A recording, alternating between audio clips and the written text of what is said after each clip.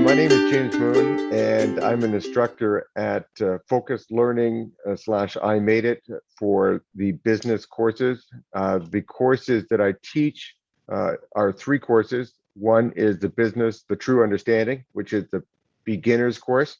Okay, but it incorporates a lot of different things, and we'll get into that in the remainder of the interview.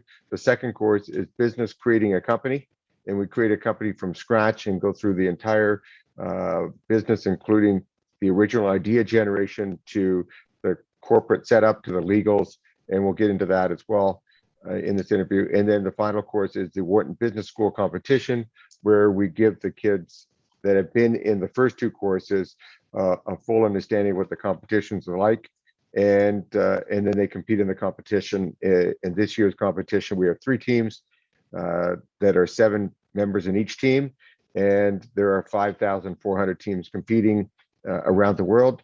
And I think at this point right now, we're ranked in the top 300 for the teams at this point. So it's pretty exciting, and it's a lot of fun.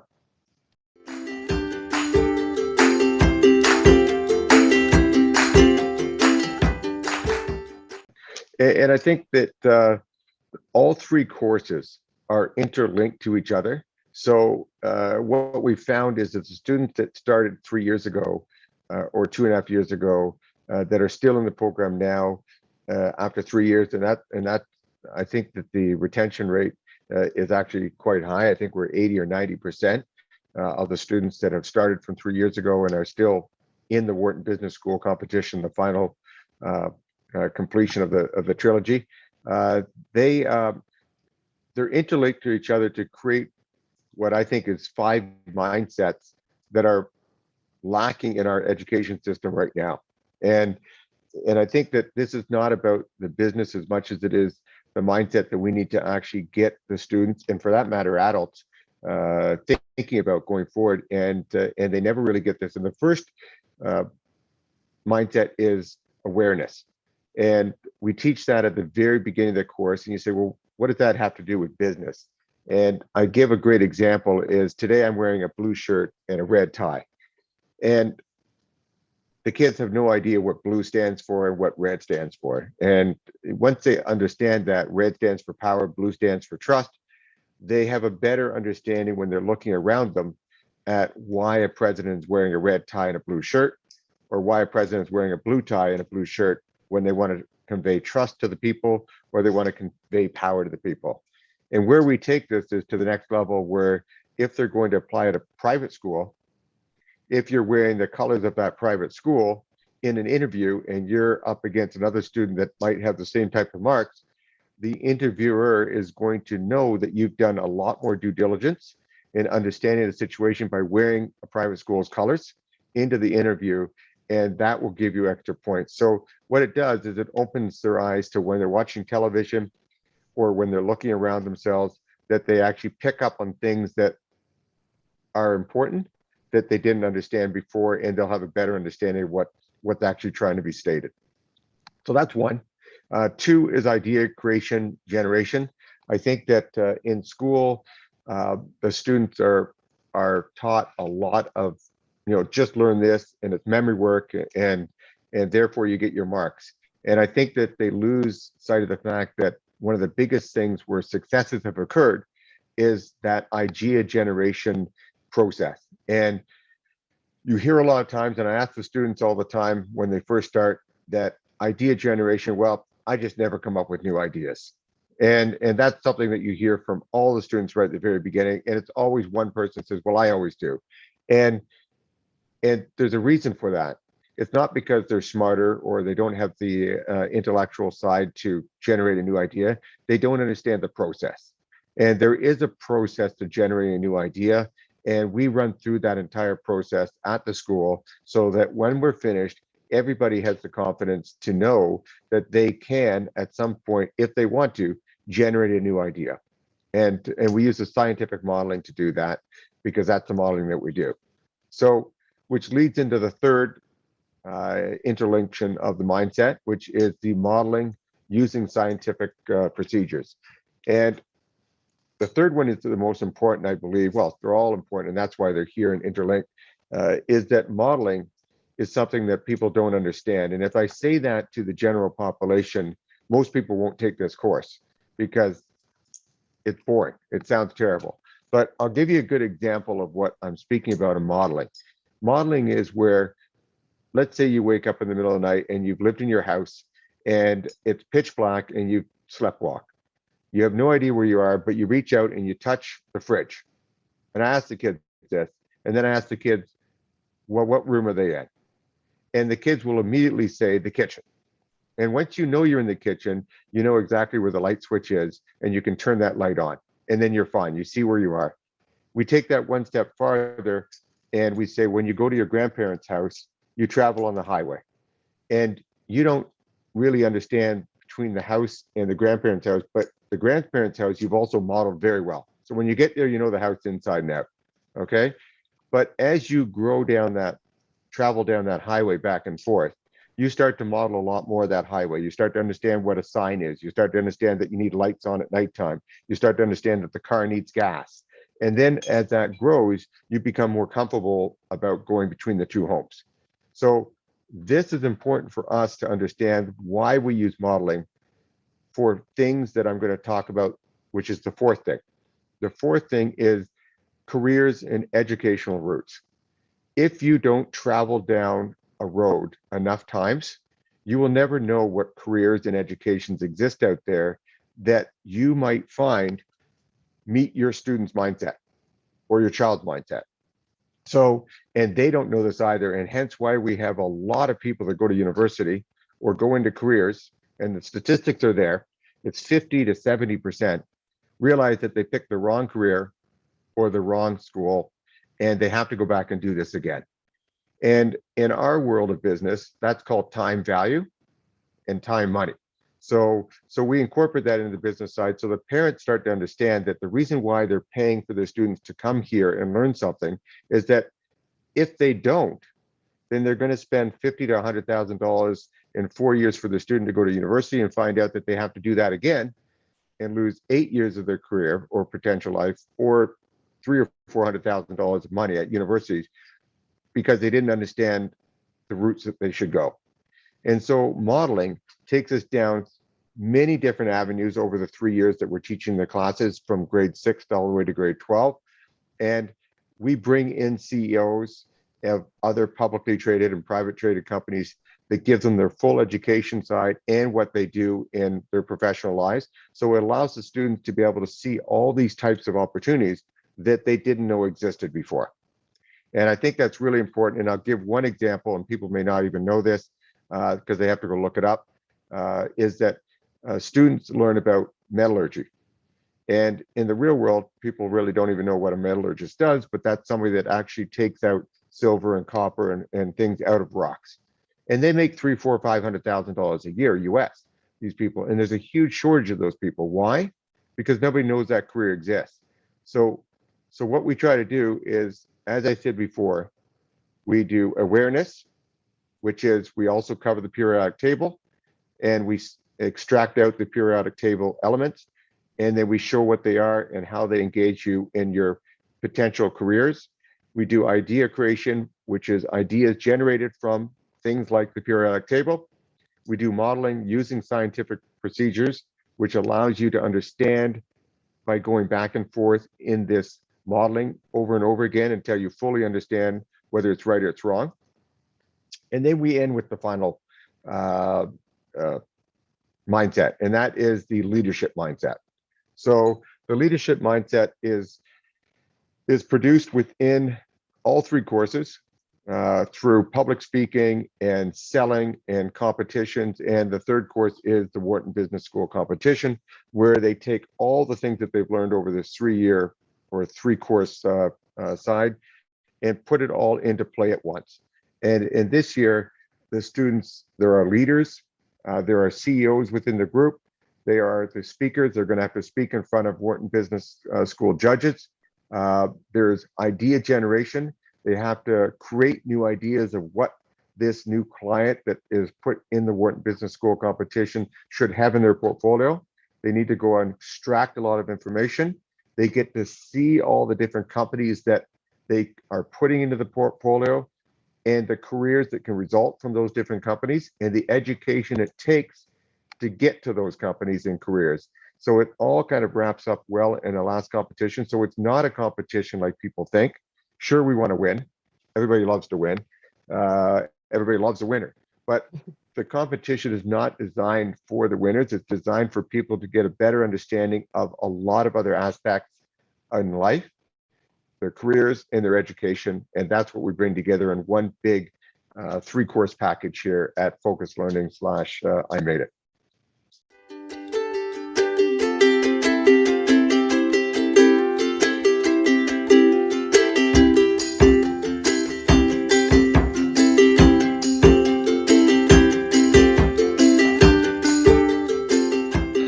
I think that the students will gain a better appreciation of the things that are surrounding them all the time.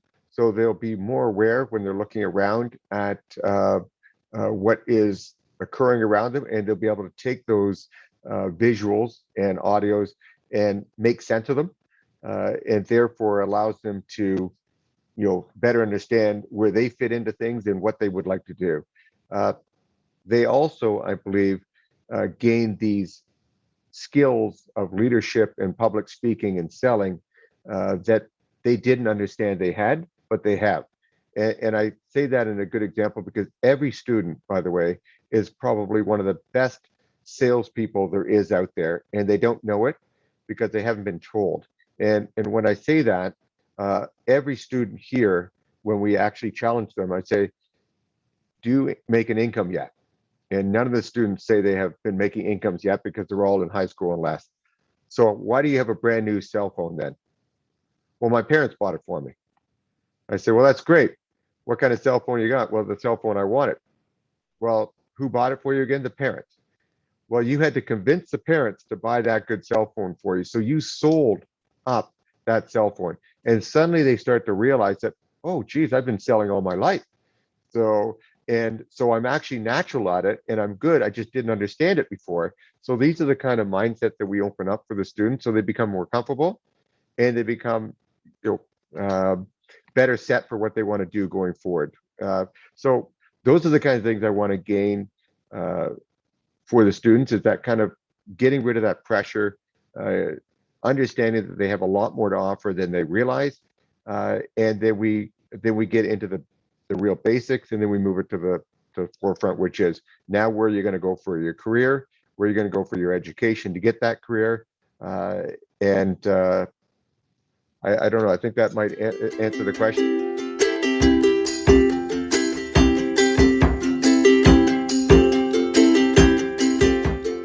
Well, in the new world, which is the audio video world, which before classrooms were the main goal because of COVID didn't exist. In the new world, COVID exists. Funny enough, a lot of schools were behind the times because audio and video learning was already out there, and it was growing for a lot of students who actually just don't want to go to school or don't go out all the time, or do a lot at nighttime and studying. So it's always been there, but it's been taken to a new level now. So obviously, interactive or interaction among students is a missing thing going on right now with COVID. And it's very important that they actually do interact, because face-to-face is very good and you need that.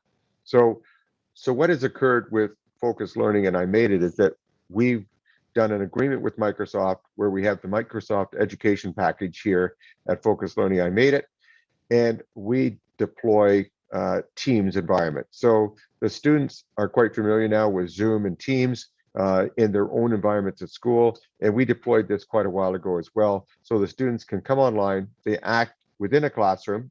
It is obviously online and not interpersonal, but it's as close as you're going to get. But the really nice thing about our interactive education experience at Focus Learning I Made It is that the kids can now post their thoughts and ideas 24/7. So what happens is these classrooms become integrated into each other, and they actually become friends that they would never been able to do in all the different schools that they're a part. They would show up for the class in the class environment on a weekend or a weeknight, and then leave. But now they actually become closer together in an environment created by what we've done, where they interact with each other at all hours of the day, and they interact with the teacher as well. So in my case, I'm taking text at 1:58 in the morning. I might answer that at 6:30 in the morning on business or thoughts or new ideas. So we've created a real environment that they can reach out to 24/7. And I think why that's important is one of the biggest things that people don't understand is that success is never bred by yourself. Okay, you need a lot of other components to be successful. And where that comes in is building out a very big structure of other people that you know, okay, or don't know at this period of time. So in our world, we call it a CRM system, a customer relationship management system, like Outlook, which we train here, or Google, in that matter, where you put in a lot of different contacts. So in this case, it's all the students' names, and you also now get access to a lot of the CEOs and business people that have been brought into the classroom. So you're creating your own contact manager base. And therefore, now you're going to be able to reach out to those people. And as they become successful, you're going to have that relationship and be able to get back to them. So that's one of the big things that we teach right from grade 6 all the way up. And from my understanding, and the students that I've had, whether they're from Havergal or UCC or private school or public school, I should say, none of them understand a customer relationship management system. They have never trained themselves on Outlook. They take emails on their phone, but they don't have a full contact manager. And so we build out that contact manager for them as well.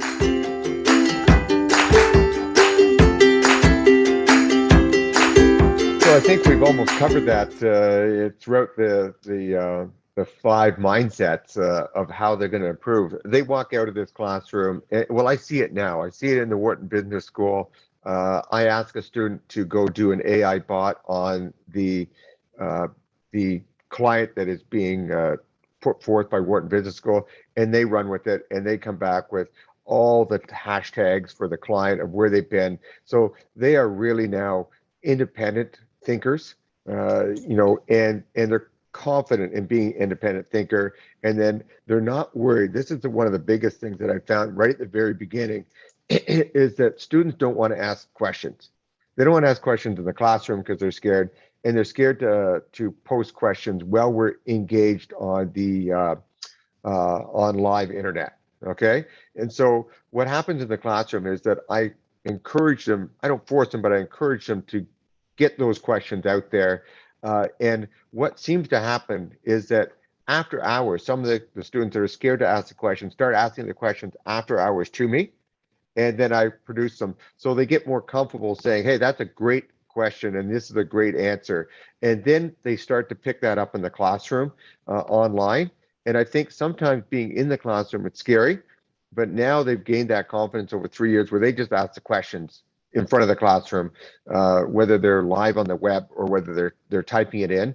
And that confidence has just gone from 0 to 100%. And I think that is one of the biggest things that I've seen the students gain over this 3-year period of time.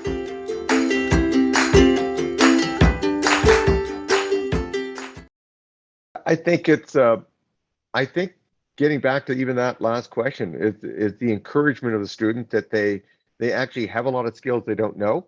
Like I said at the beginning of this meeting or partway through the meeting about selling, that they don't understand that they actually are good salesmen. So usually when they're out in an environment that doesn't involve their parents, they get scared because they don't understand that they can sell. And everything in life is about selling. Whether you're going to your teacher to fight over an extra mark on your test, you're selling yourself that you deserve that extra mark. Or whether you're out at a restaurant and you want to order something different, you're selling yourself that you want that extra thing in the restaurant. So they gain that ability so that they can now take that to another level where they're in the business world. And if they've got a new idea, they can sell it to somebody above them so that they become interested. And in most cases in life, you don't get that much of an opportunity. And I can tell you that's probably the best part of the job that I've experienced, because I went through that when I was younger, and I didn't have the mentors until I was in my 20s that taught me to be very ready to make a sales pitch when the moment arrives. And if you miss that moment, you may not get that moment again. So that's why we teach what's called the elevator pitch here, where we used to take students and get the classroom in the elevator and then go from the top floor down to the bottom floor, and you had to sell me a pitch on the spot. So we do it in the classroom now, and we do what's called the elevator pitch, and they learn how to sell something in a very short 20 to 30-second period of time. So I think that's been the best part of my job, is watching them grow more confident with themselves and be able to be stronger minded about what they want to do and how they say it.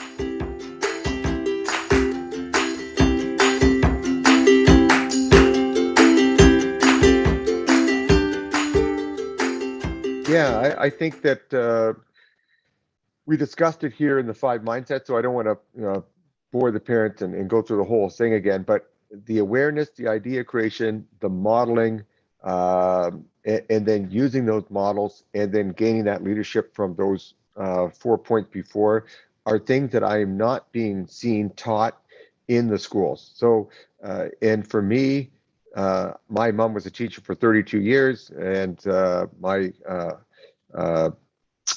uncles and people were superintendents of Durham Board of Education and places like that. So I come from a bit of an educational background, and so I've seen what's being taught out there, and it's not the things that are needed for the students to become really successful. And so coming here to Focus Learning, and I made it, I think allows the students to gain some things that are not being taught, even in the other courses that are out there that I've seen, business courses. It's about competition. It's about this, but it's not. You can't become a good competitor or a bigger understanding of what's going on around you without having those things of awareness, idea creation, and modeling that give you that confidence to be more successful than you are currently. So I think online version is wonderful. And I say this because although it doesn't give you the personal interaction, I believe it does. I think it gives you a very good interaction. It gives you a 24/7 interaction so that you can stay friends with these people for a long time. And the people that are in these classes are all becoming quite successful people. And it gives us an outreach where now we can have people that have joined us from New Zealand. We have people that are joining us from Hong Kong, 24 or 12 hours different, and from England and all over the place. And this allows them to gain a larger contact manager group of people that they're going to now bounce ideas off going forward. And these relationships will help them down the road. And I say this because one of the reasons why people go to private schools is because there's a lot of wealthy people that attend private schools. They're very well connected. Okay. And that's the whole reason that they stick to this private school environment. And that's why you go to Harvard or you go to Yale, because there's a lot of other very successful people there. And that's why it's expensive to go there. But what you gain there is these connections with other people that are similar mindsets and similar economics. And so what Focus Learning Online, and I Made It Online, does is it now gives you access to a greater group of people that you are going to gain these mindsets with and these relationships with from all different mediums. And this is where the real success is generated from.